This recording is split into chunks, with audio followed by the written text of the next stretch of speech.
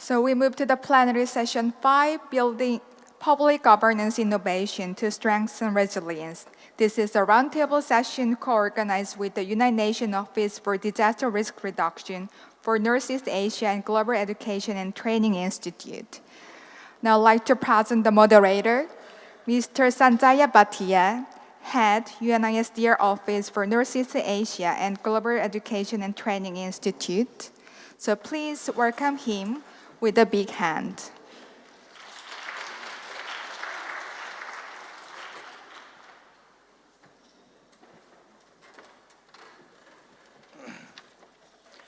Okay, so good morning all, and welcome to the session on public governance innovations to strengthen resilience. And this is a fairly long session because we start with a 45-minute panel discussion and then we break into the group discussion, which will go on till lunch. So we are a bit late, and the initial panel discussion is 45 minutes. So I think we will work right through the coffee break. We have a very interesting panel here today. Mr. Meleti Banimarama from Fiji, Mr. John Jack from Vanuatu, Miss Gina Boone from Indian Ocean Commission, Mr. Shahryar Kader Siddiqui from Bangladesh, Ministry of Finance, and Mr. Basanta Shrestha from Ichimot. So let's give them a welcoming hand.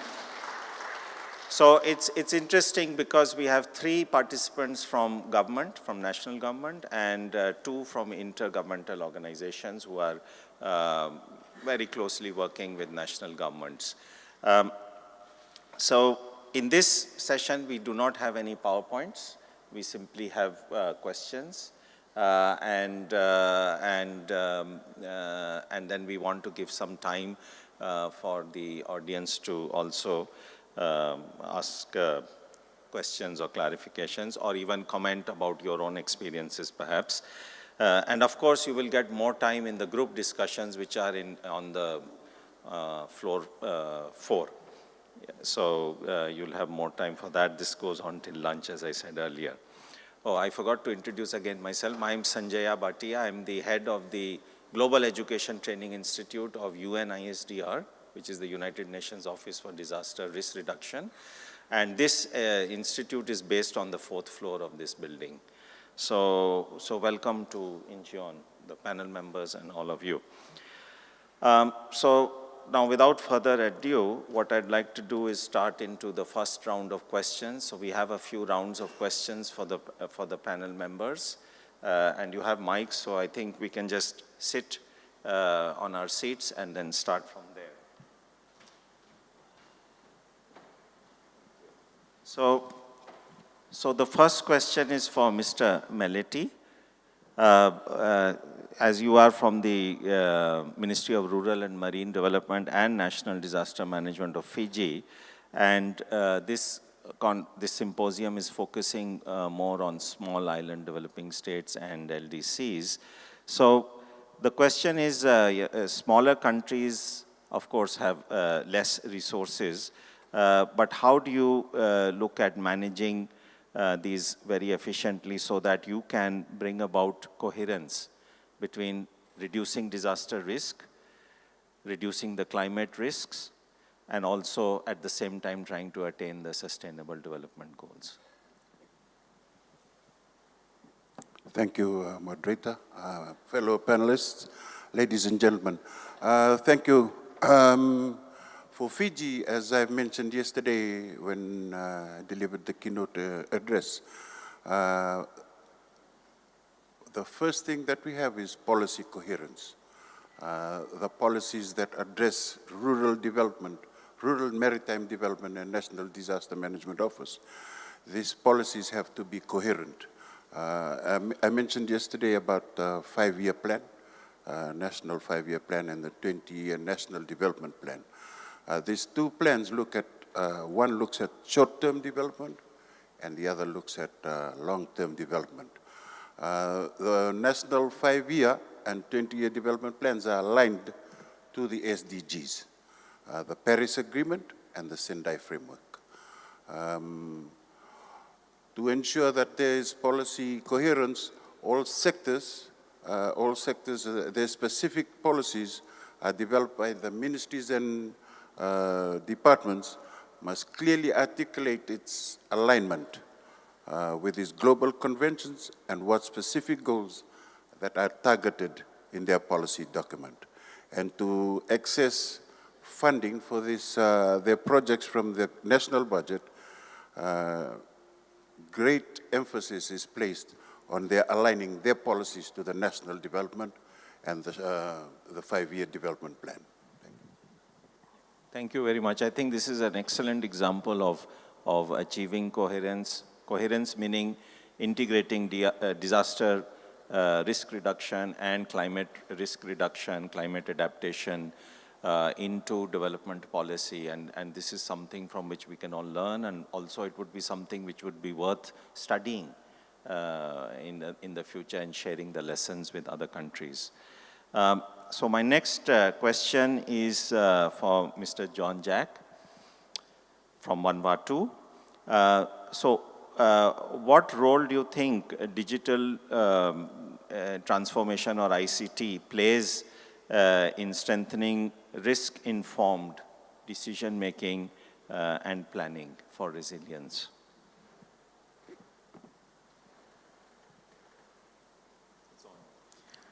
Thank you very much for the question. And as this is my first time to speak in this meeting, so I would like to thank UN DESA, the Ministry of Interior and Safety of the Government of Korea and the people of Korea and Incheon Metropolitan City for being a great host for this great event. Referring to the question in terms of what roles does ICT or digital transformation plays, I will give an example. Back in 2015, we are this Category 5 monster that hit Vanuatu on March the 13th. With the increase in the development of ICTs and the telecommunication industry, Vanuatu depends entirely that time on SMS to receive cyclone warnings.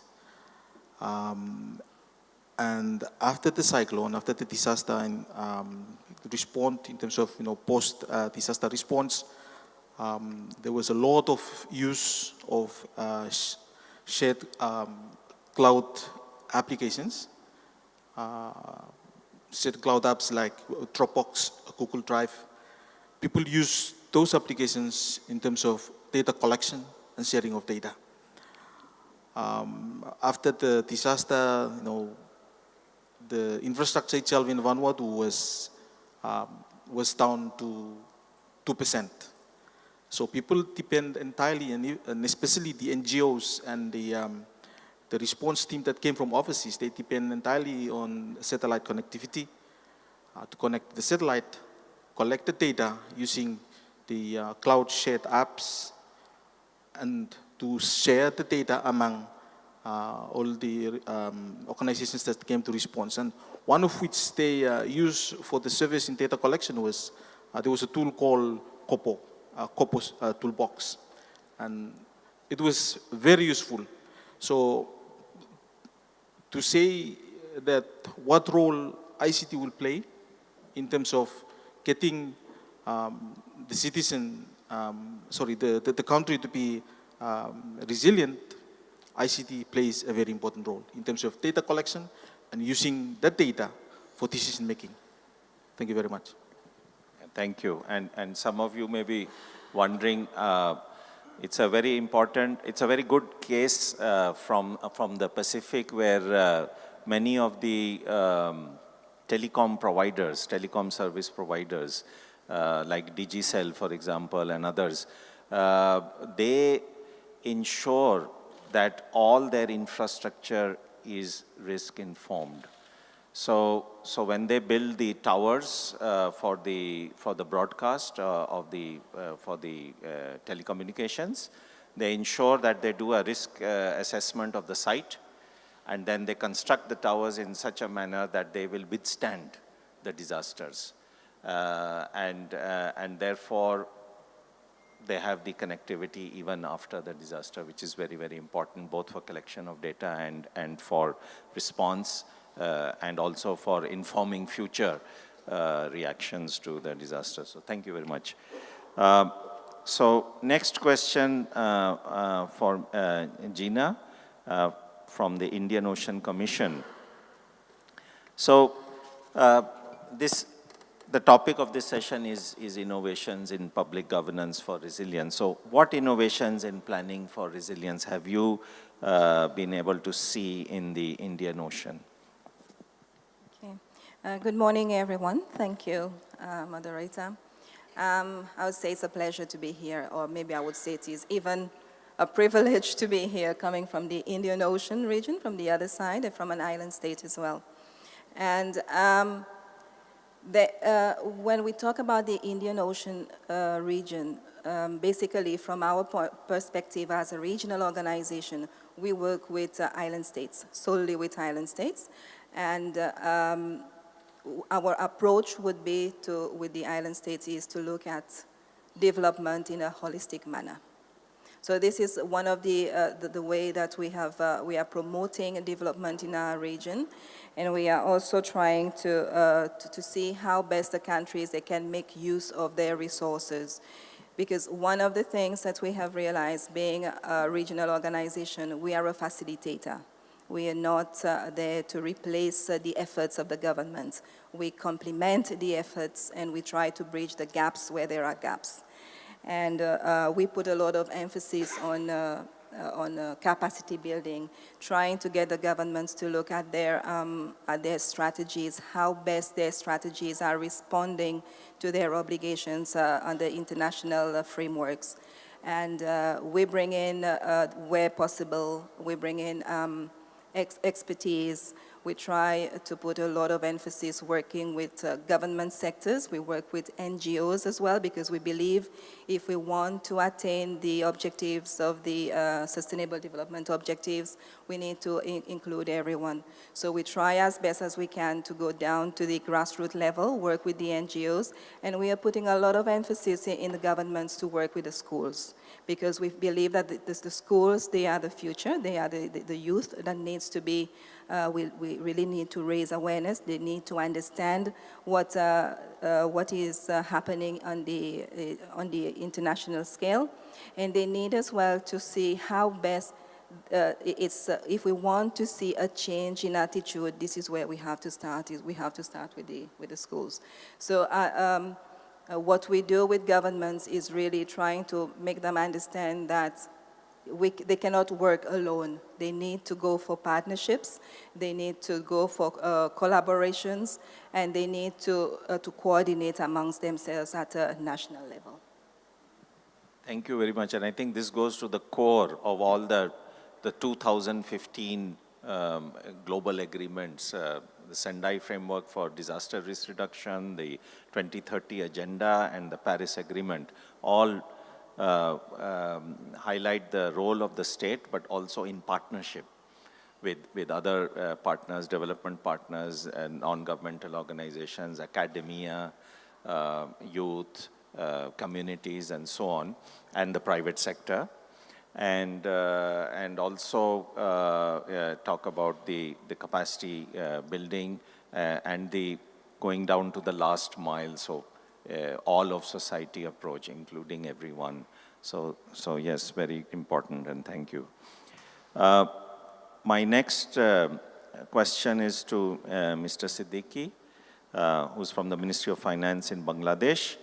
And when we talk about either Paris Agreement or the SDGs or the Sendai Framework for DRR, everywhere the key question is, where does the money come from? So finance is very central to resilience.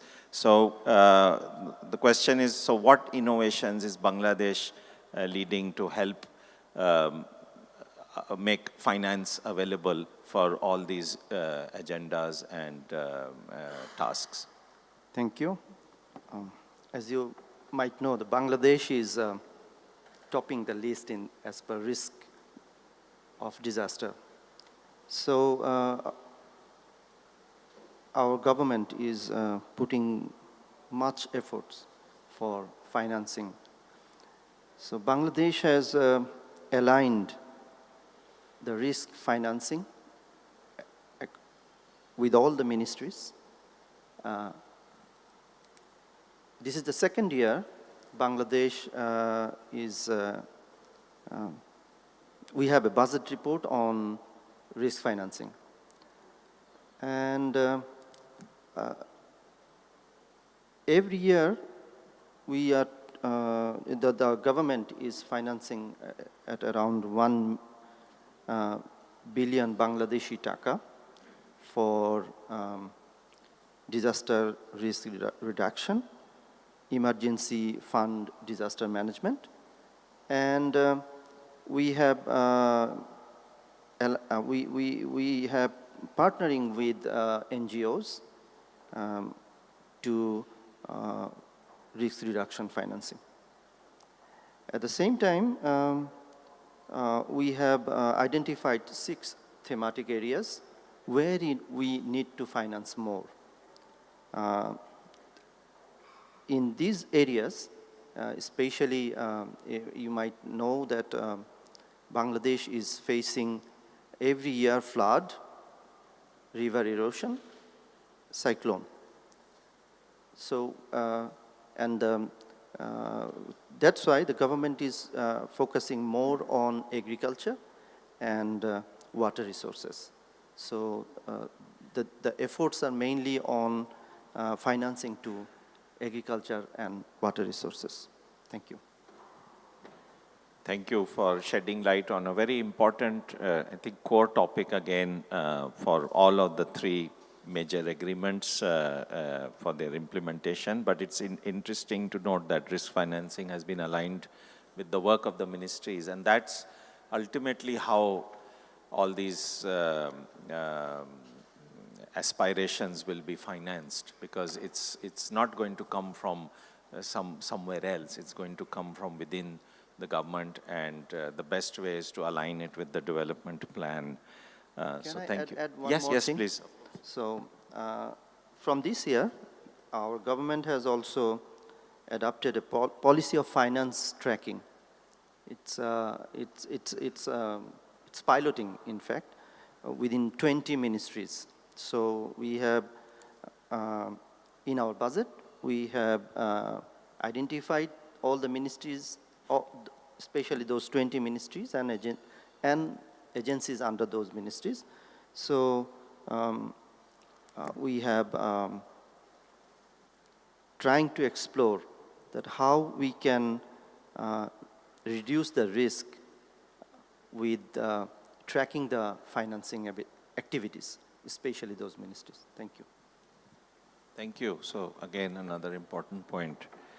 Thanks a lot. So now going on to Mr. Basanta from Equimod. So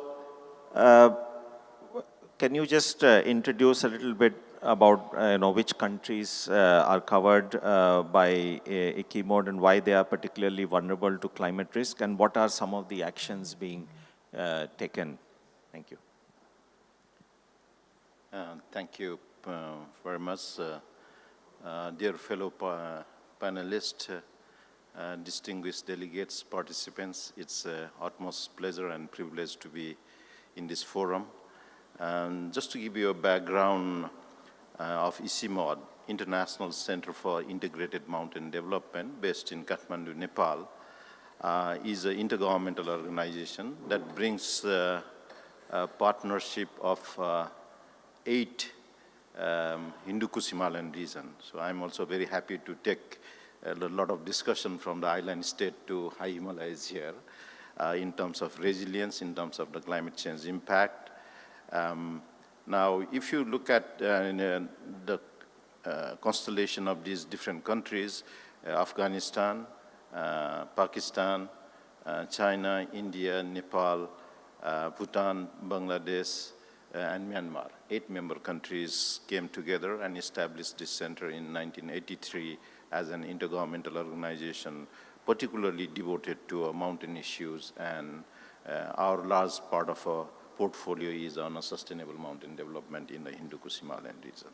Now, if you look at this vast geographic space, almost stretching 3,500 kilometers from Myanmar in the east to Afghanistan in the west, this is not only one of the spectacular regions of the world, but it is also recognized as one of the most vulnerable region due to climate change. And you name it, melting of glaciers, disaster hotspots, the floods, impacting upon agriculture, food security, biodiversity, and many fronts. It is estimated that about 200 million people live in the Hindu-Kush-Himalayan region, on the mountain region, and the kind of ecosystem and goods and services provided by the mountain system to a downstream community is almost 1.9 billion people. So I think from international point of view, it's really a significant spot in terms of providing that sort of a natural capital, a life support system to almost 1/4 of the humanity. Now, going back to, some of the actions to strengthen resilience, we look at it from the three particular aspects. One is, again, the kind of innovation that we see in the prevailing context in terms of enhancing adaptive capacity. Second, in terms of a resilience that we see is how do we really recover from the stress and also from the shocks, ability to absorb those shocks by the mountain communities is a second element. And the third is to bring about the transformative change while looking into a resilience framework. When having said transformative change, it is a bouncing forward, not only how we see adaptation as also opportunity to leapfrog from the current stage of development and see how we can support those mountain communities in bouncing forward with improving their livelihood and those enhancement opportunities. Now, to give you some example that ICIMOD is engaged with a number of different countries, one is climate resilient agriculture, the kind of innovation that we see on the agriculture sector, the kind of innovation that we see from the frontier technologies, how we can use this innovation for the climate smart agriculture or the climate resilient agriculture. Second part, I think, to give you an example in terms of strengthening resilience is climate services and early warning system at the varieties of level. May it be a community-based early warning system, or if you look at it from the whole geographic region, the regional flood early warning system, the kind of a monsoon system that we have, we need to have that sort of a regional cooperation to strengthen that sort of a capability. My last point on this question is, in terms of building resilience, that we are also looking at some of the local government capacity in terms of, looking at climate smart, local development or the municipal development in a different member countries, taking into a case of a different pilot and demonstration, looking at some of the green infrastructure, looking at waste to energy, and the various kinds of innovation to really mainstream climate change and the DRR into local development perspective. So I'll stop here. Thank you very much, and again, a very important point about the local government. So, we always talk about the 2030 agenda and the reducing disaster risk or the Sendai framework and the Paris Agreement from perspective of the national government. But we should not ignore the local government, because that is where the impact is, and that is where the response is, and that is where probably that is where more and more innovation is also detected, and there is also a lot of scope of work there. But also interesting to see that all speakers, they're talking, also agriculture was mentioned earlier also in this panel, water, and then various aspects of livelihoods. And this is very important for all of us to understand that when we talk about reducing disaster risk, or when we talk about reducing climate risk, the resilience of the communities is also very important, and that is directly linked to their means of income, to their sources of livelihoods, and then their access to health and education was also mentioned, so access to education and so on. Because these are the drivers of risk. If health, education, nutrition, vaccination program, water supply, everything is below par, then the communities are more vulnerable and more at risk. So it's all, actually, if you see it in concept, it is very well coherent. Sustainable development goals cannot be achieved without looking at or addressing disaster and climate risks. So I have another round of questions for the panelists, but I think a lot of points have come out already, so I want to give a few minutes if there are any questions or comments from the plenary, and then we'll go back to the panel, and hopefully we'll have some time for plenary again. So any quick questions from the audience? Yes, please. If it's specifically to one panelist, or if it is to all, you can just mention that also. Okay, thank you very much. This is Aslam Alam from Bangladesh.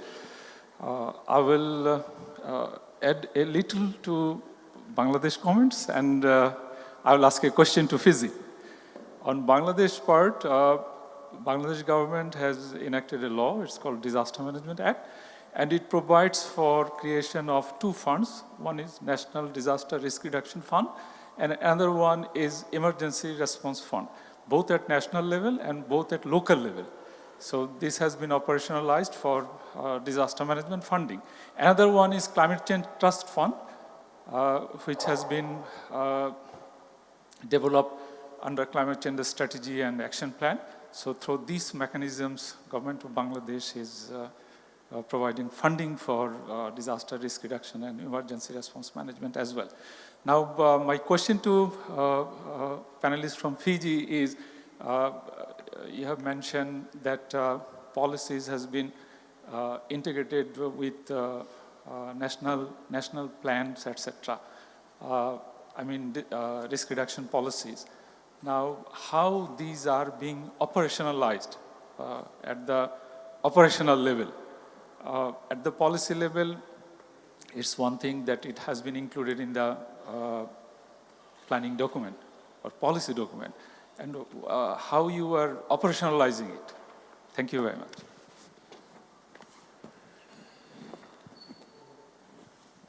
Thank you for that question. In Fiji, as you mentioned, first of all, let me just go briefly into the Disaster Management Act. Fiji had its first Disaster Management Act legislated in 1998. We are now in the, reviewing that Disaster Management Act, because that Disaster Management Act, after we were hit like Vanuatu with a Category 5 cyclone, Vanuatu had PEM, we had Winston. We decided that we needed to review the Disaster Management Act, because this takes it down to that operational level, down to, as mentioned, to that local government level.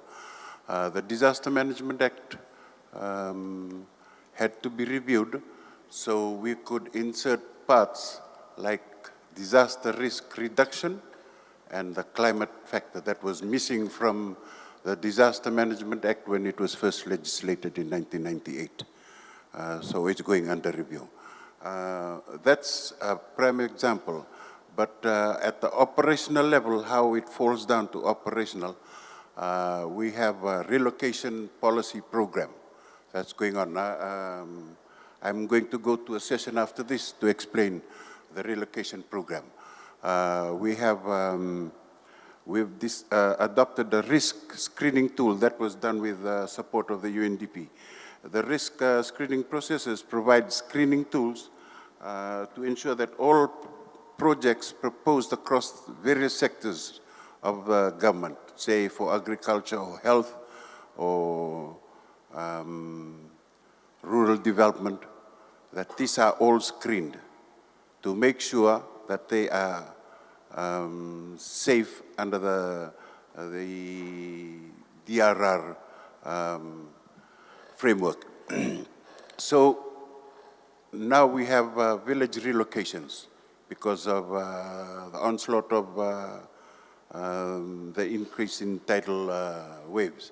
We've had relocations in 2 villages already. And this is where these policies become operationalized through the Disaster Management Act. While the review is still going on, we've inserted that part that villages needed to be relocated, and we are working together with MFAT on the relocation of villages. Does that answer your question, sir? Thank you, and I think this point about the risk screening is very well received. It's a very important, if this is done, so at least all the public sector investment is risk-proofed, and then what you have to worry about is the private sector investment, which comes later. So we have another question here, please, and introduce yourself. Praveen from India. My question is to Bangladesh. Have you covered any insurance risk for the natural calamities in your countries? Well, we don't have that much effort in insurance, but we are piloting some projects in 2 particular areas with international agencies where it is meant for the farmers. Meant for the farmers. So let me elaborate a little bit. So this is, in fact, about, we are collaborating with Grameen Bank, you might know, one NGO, and Proshika, for small-scale livestock insurance program. This is in one particular area, which is called Shirazganj district in Bangladesh.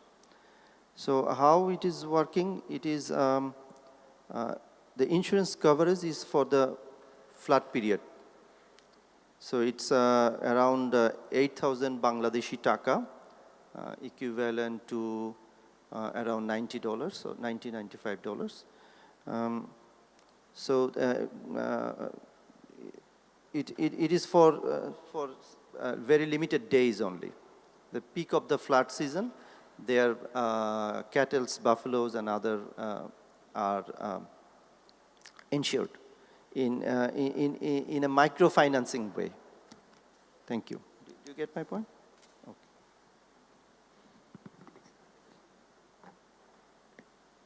Any other questions? Yes, please. And then we'll go to the next round of, we started at 10:15, so till 11. Hello, good morning, everyone. I am Maylene. I'm from the Philippines. I come from a country that is one of the most disaster vulnerable in the world. I think some of you have heard of Super Typhoon Haiyan, which hit us way back in 2013. I also happen to come from Tacloban City, which after Typhoon Haiyan was put to ground zero. About 7,000 people died. I'm interested to know from any of the panelists if you also do rehab and rehabilitation planning. Any one of the panelists can answer. To respond to that on rehabilitation. Okay, Yes. So I can give you example from Bangladesh. And you know that we were affected 2 devastating cyclones in our coastal areas, Cedar and Isla, consecutively after 2 years. So what we are doing in that, we have planned to build shelters. So the government has putting more money for not only building shelters, but also we are building our schools and some of the establishments in such a way that we can use it both for academic or other uses, and during the cyclone or disaster, we can use it for shelters. Okay? What I really want to know is if you prepare a separate rehab and recovery plan on top of your development plan. Because in the Philippines, our practice is to prepare one after every disaster. And we find it some kind of a cumbersome process, and funding is usually difficult because we top the National Disaster Fund, and usually the availment entails really a tedious process before the funds can really be availed of. We do have resettlement projects, and based on the lessons learned that we have learned from the Typhoon Haiyan experience, if I may just share very quickly, actually it became a problem because we built a lot of resettlement units where probably only half of the supposed to be recipients have transferred to those resettlement units, because we did realize that in resettlement we are not just building housing units, but rather we are building new communities.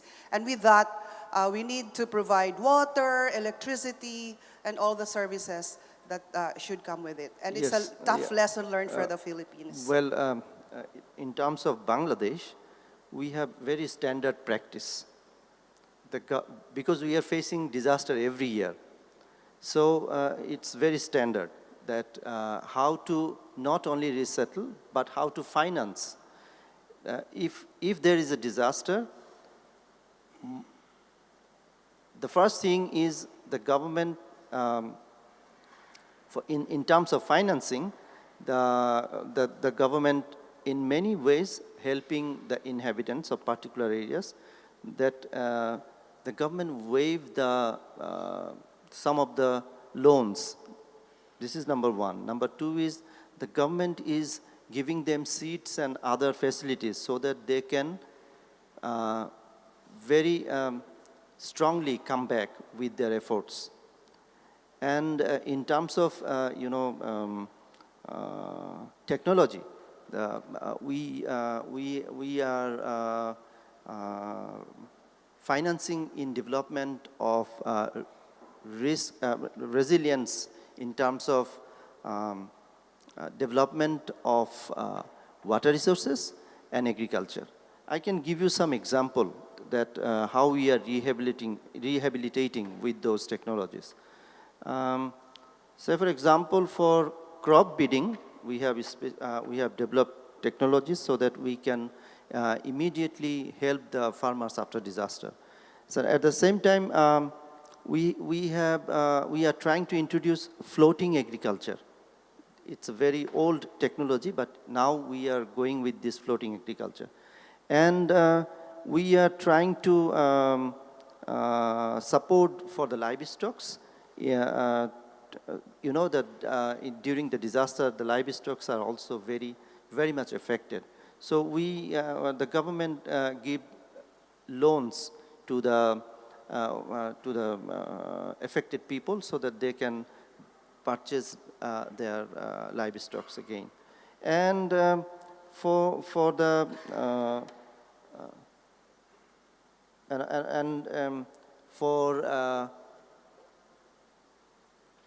for the households, we are giving support with deep tubes so that they can get fresh water, and deep tubel, deep tubel, and also some purification system so that they can get fresh water. Okay, thank you. Just very quickly, if Rapporteur allotted me with the time, just to draw a parallel, not the typhoon, but in Nepal suffered from the earthquake in 2005, a very devastating earthquake. Not that ICIMOD is engaged in a lot of reconstruction, rehabilitation, but we have taken up a pilot reconstruction model village which could demonstrate not only from the point of view of building shelters, disaster resilient infrastructure, but looking into an overall resilience framework, how the community can bounce forward. with different livelihood opportunities, different innovation, and also some of the enterprise development for that community. So it's a small pilot project with a view to replicate that. So just to share something. Thank you. And recovery planning also is a complex process, but what is important is are we doing Build Back Better? So are we learning from the lessons? What worked in the disaster, what didn't work, why it failed, why was there failure? Are we using those lessons to inform future policies and actions? So that is very important, and that is something which actually doesn't cost so much money. What it does is that there should be a good analysis after each major disaster. And I'll give you an example. For example, in Japan, which suffers so much from earthquakes and other disasters, after each major disaster, they do a full review of what worked and what didn't, and then they see how they can improve their policies, improve the early warning systems, or improve the response, or the development planning. And even they update their building codes after every major earthquake. So it's actions like that which do not necessarily cost a lot of money, but can really help in the future to bringing more resilience. Okay, so now we will have about 1.5 hours in group discussion. So keep your questions. And there are three groups after this, so you will have a chance, and the panelists will be in the groups also. So we have about 5 minutes. What I would like to do is give each panelist up to maximum 1 minute. You are the advisor to the chief executive of your organization or the government. And they are asking you, tell me in 1 minute what I should do or what policies I should bring in to increase resilience and to be able to achieve the SDGs, keeping in mind climate and disaster risk. So what would you like to say to them? That's 1 minute each. Who wants to go first? Please. Okay. Actually, very shortly, that I can give you example of Indonesia, because they, in terms of financing, they are trying to get finance of Islamic finance. At the same time, they are also trying to involve impact bond financing. So, in my opinion, that it's not the country itself, those are disaster prone, they can get financed, but they need to find new ways of financing, because it needs partnership, as you referred earlier, not a small partnership, but big partnership, and also it needs to find innovative financing. Thank you. There's a role for intergovernmental organizations also in this, and lot of sharing of cases and practices. So next, anybody volunteering? Sure, I think, I hope I have a magic rod here. But I think if you look at the whole resilience concept, I think it breaks the disciplinary silos. And what ICIMOD is advocating is a resilience looking at a comprehensive framework from 3 different angles. One is from the climate resilience point of view. Second is from the socioeconomic resilience point of view.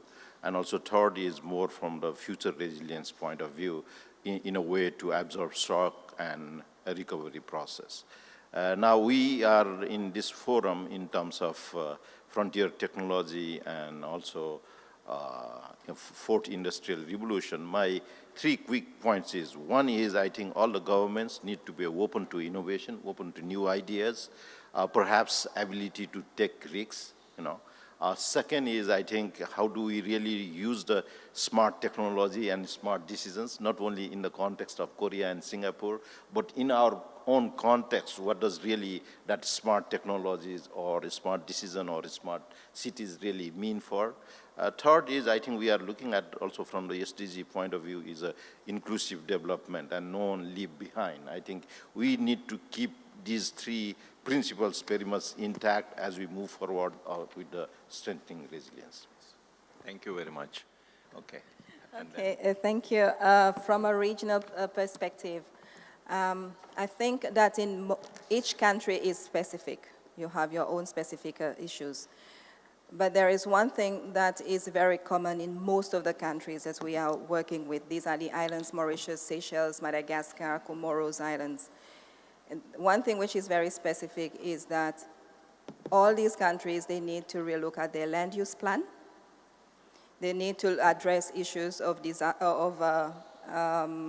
waste management. Because what is happening at the moment, most of the problems that the countries are having, the disasters, they are related not only to the climate, but it is also the planning and the attitude. So if we address some of these underlying issues, I think we will be in a position to move better and to secure most of our investment, because investing in these islands are very expensive. And I'll just share with you one thing that it was the Minister of Health of the Seychelles. You know, Seychelles was hit by the tsunami in 2004. And one of the islands that was mainly affected was, it was one of the infrastructures were basically very, very affected. And on one island, it was the hospital. Now the country wants to rebuild that hospital. They wanted to move inland, but there is nowhere inland that they can move. So what they need to do is, they have no choice, is to rebuild where the hospital was originally. But what they had to do, and what they are doing actually, is they are looking at the building code. So it's reinforcing the infrastructure, relook at the way, rethink the way, move away from what we traditionally think about.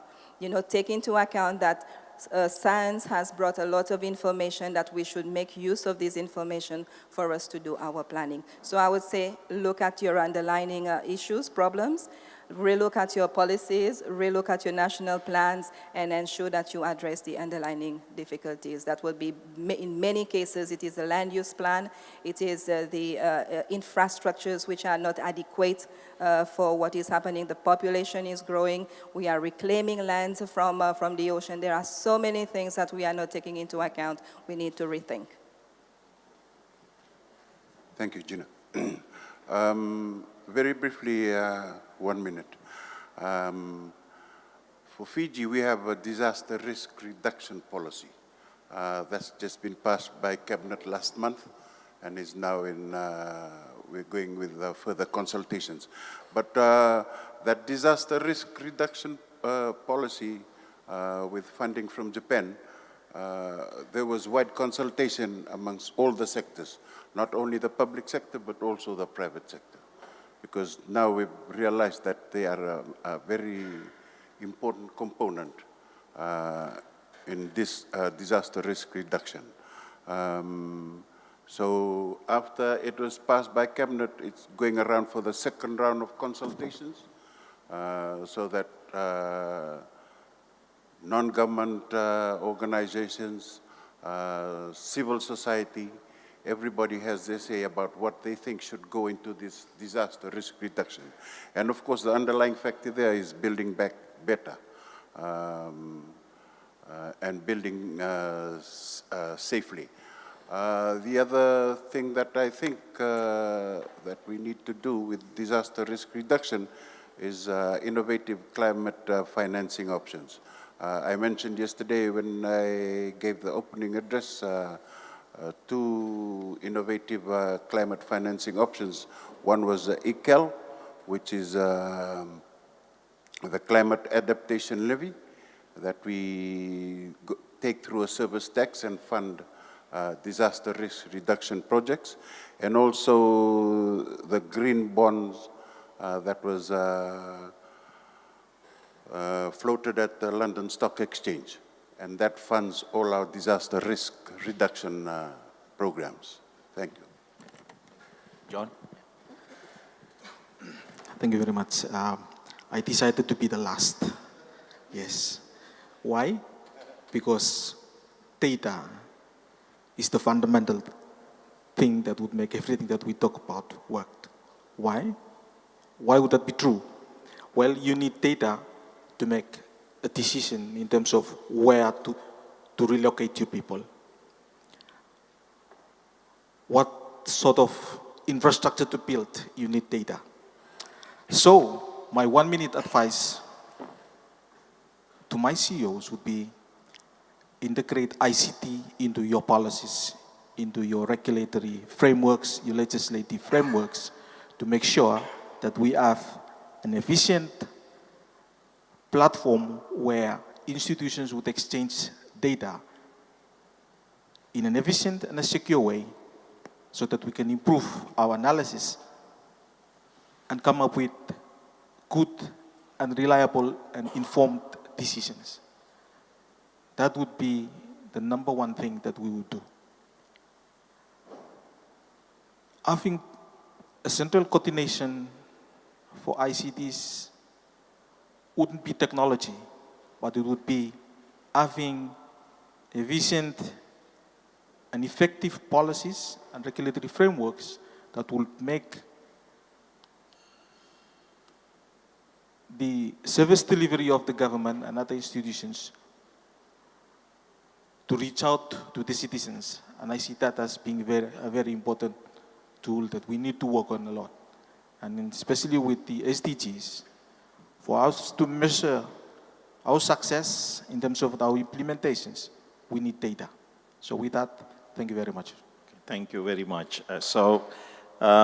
I think this, the very short and quick panel discussion covered the entire spectrum of all these, the banners that you see, with the perspective of disaster risk reduction and climate risk reduction.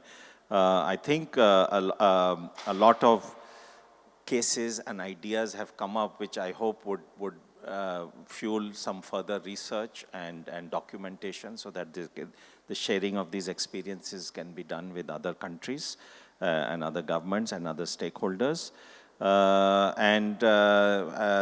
1 minute was actually the punch for the recommendations which will go into the report. So I hope it's been captured well. So short, brief, concise, but clear recommendations for the report. And of course, this dialogue continues in the group discussion till 12:30. So with this, I would like to thank all the panelists for their time, their knowledge, their wisdom, and their, the sharing that they did. I'd like to thank the audience for quite an active participation. I hope it continues in the group discussion. And I'd like to thank UNPOG for organizing this. I think it was very, very not only important for information aspect, but also I found it personally very inspiring to hear your examples. So a big hand to everyone, to all of you. Thank you, Mr. Sanjaya Bhatia, and all the panelists for your interesting input and valuable experience sharing.